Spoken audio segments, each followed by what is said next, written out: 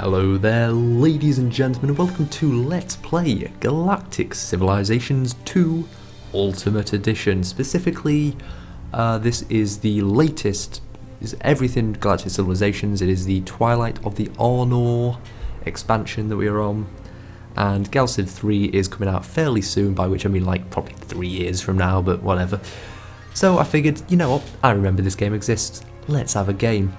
This is basically Civilization 4 in space. There are other 4X space strategy games that I do very much like. I like Sword of the Stars, I like Distant Worlds. In fact, I really am meaning to do a Let's Play both of those. I think I did Distant Worlds once, maybe.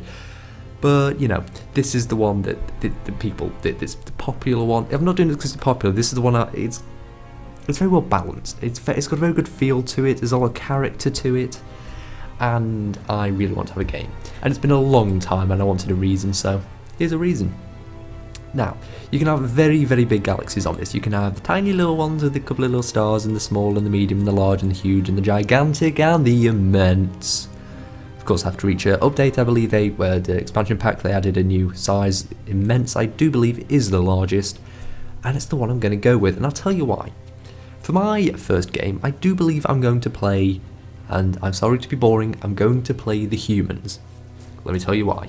There's a few different victory conditions. There is the research victory, there's the alliance victory, the influence victory, the ascension victory, and you can then just, you know, kill everybody. Now, humans are diplomats. I am going to go for the alliance victory. Wait a minute, before you leave in droves and saying, oh, it's going to be boring. Because it's immense, there's going to be a lot of enemies. Some of them are going to be evil, okay?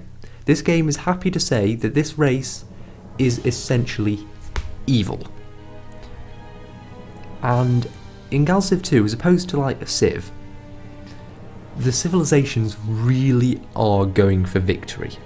Unlike Civ, where they often feel like they're just sort of going along and doing their own thing and happy to just exist. In Galciv, they know what they want to do and they really, really go for it. Some are happy to be part of an alliance that's going for a victory. Some of them are not. Okay? So, we're going to have all 4 of these on, and the surrenders, because sure. Blind exploration, I don't remember what that does, but sure. Mega events, hey, if we get one of them, might either screw me or at least provide an entertaining show. Super abilities, yeah, I think they're good. Tech trading is fine, but for the sake of balance, I'm going to turn off tech brokering. Let me tell you the difference. Tech trading is when you research a tech and then trade it with somebody. Tech brokering is when you buy a tech off somebody and then sell it to somebody else. Now, there's very, very, very broken in this game if you have tech brokering on in favour of the player.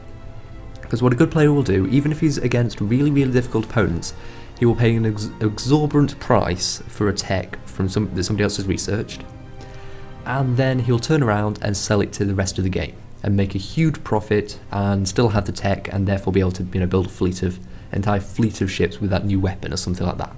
So it's quite broken, and which is why I'm turning that off, because I feel like I don't need it. I'm not going to play on like super hard. Like I said, it's been a long time since I played, but I feel okay doing that. So as well as scenarios, never really played around too much with them. We're going to leave it on normal. Normal's the way the game's meant to be played, I think. Okay, galaxy settings. Habitable planets will have as occasional, and planets can be occasional, and let's have, it is an immense galaxy. We have to remember, if I put this up to like abundant, there's going to be a shit ton of planets. Pardon my French, should have said that before. Yes, warning, swearing, it's a strategy game. I do like to swear when it goes wrong, and with good reason. If I've spent 10 hours and it all goes tits up, I feel I have the right to swear about it. Anyway, habitable planets, abundant on immense, way too many. So yeah, let's go down to occasional habitable planets, but common planets. That should be about right. So there'll be a lot of planets that just aren't habitable, but yeah, I feel that's maybe right. Density. There's 3 options, well 4 if you count random. There's tight clusters, which are like little tight pockets of stars. Loose clusters, so it's still individual pockets that are a bit more spread, and then scattered where it's just like everything's everywhere. I am going to go for... I think we're going to go for tight clusters. I don't know, I think it just adds a little more character to the map. It's like oceans, although I never really liked oceans in Civ. They always just made... It was a bit better in Civ 5 because the ferries, you know, transporting troops wasn't as painfully annoying, but yeah, anyway. Anomalies, they can be abundant, they're just kind of cool to have about. Asteroids, abundant, fine. Tech rate, normal, sure, normal speed game essentially. You can turn it down to low, but of course that means the research victory is a lot harder. Don't know if it does anything to ascension victory. I'll explain these in a bit. If you want a tutorial, I'm not going to provide one per se, but I will try to explain what I can. If I ever do another one of these though, I'm just going to tell you to go watch this one, because in the future I'm just going to want to do this a bit faster. Minor races 8, it's immense, so that's still not that many. Extreme planets occasional, random events occasional, that's all fine. Okay, so we are on... Oh right, pick our civilization. There's a lot, and they're all quite different. This is the one I'm going to pick, the Terran Alliance from Earth, with the super diplomat ability. So we're very skilled negotiators and strong influence. That's useful for a bit of a tourism money. What am I going to do for money? I'll have a think.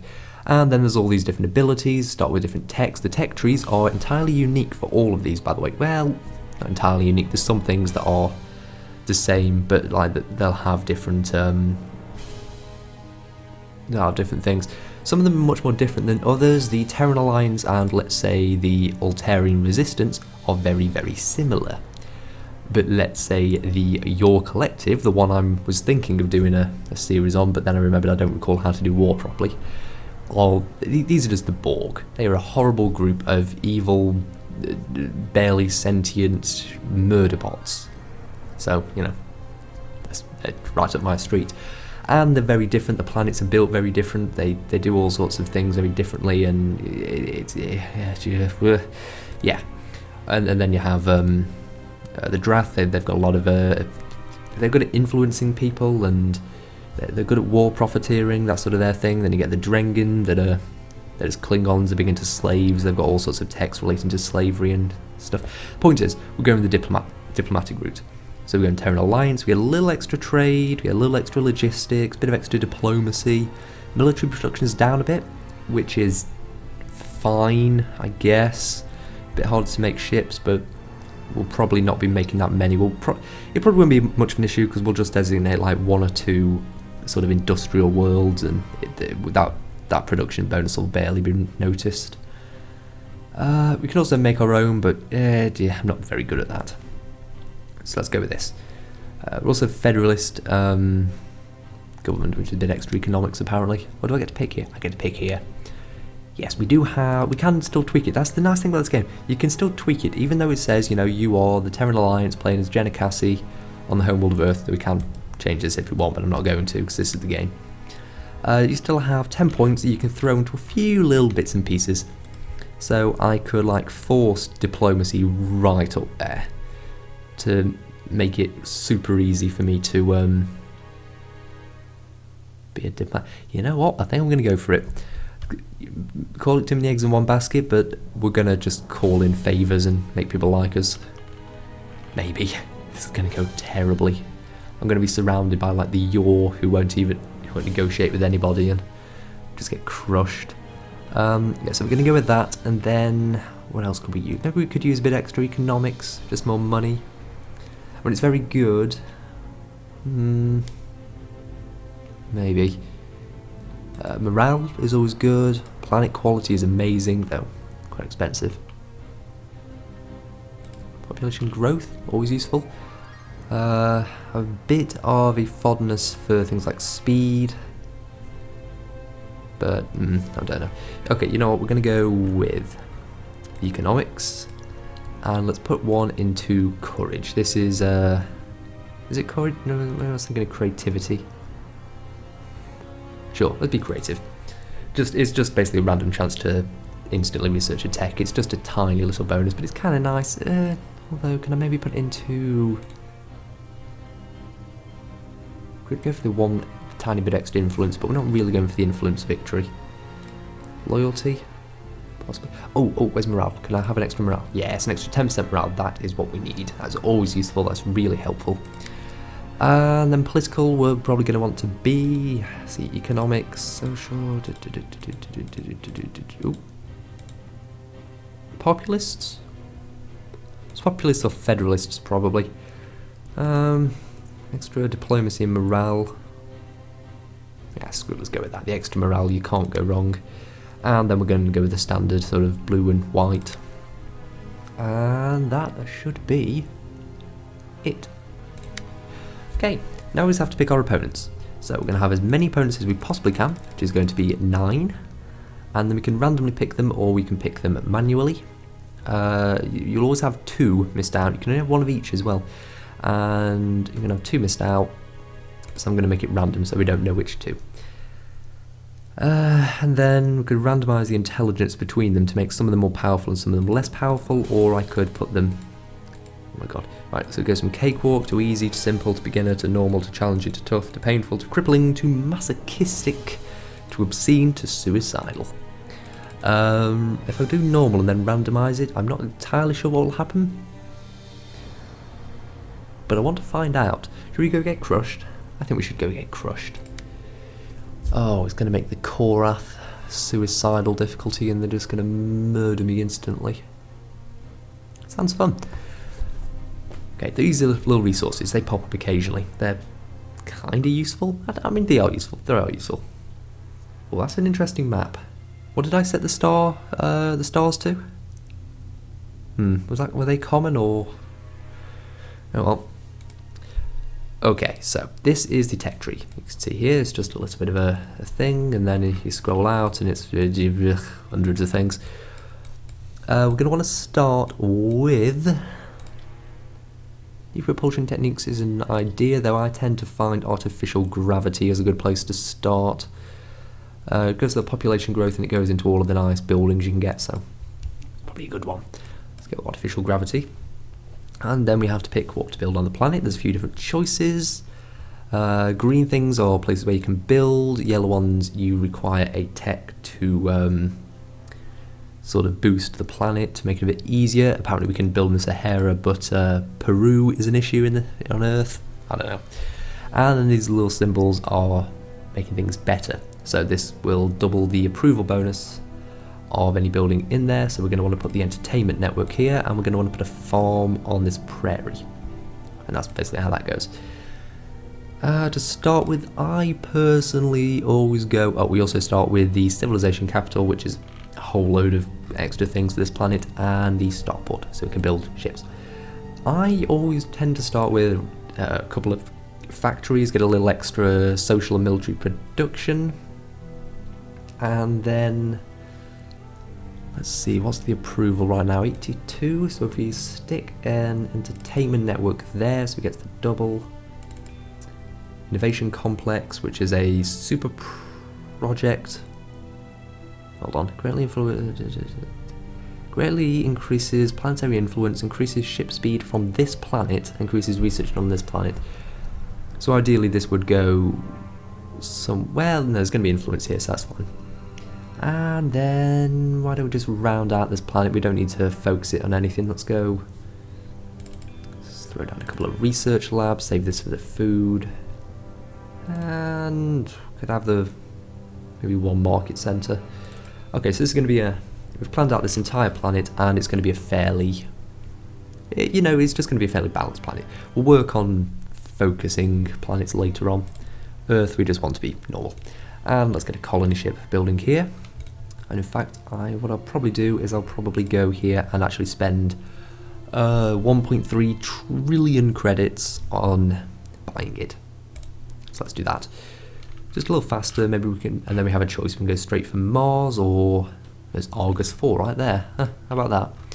Okay, what do we have to work with? Well, we have 4 things here. We have Earth, which is about to build a colony ship. We have a colony ship. We have a flagship, and we have a space miner. Frankly, they're not the most interesting ships. The space miner we're going to automate.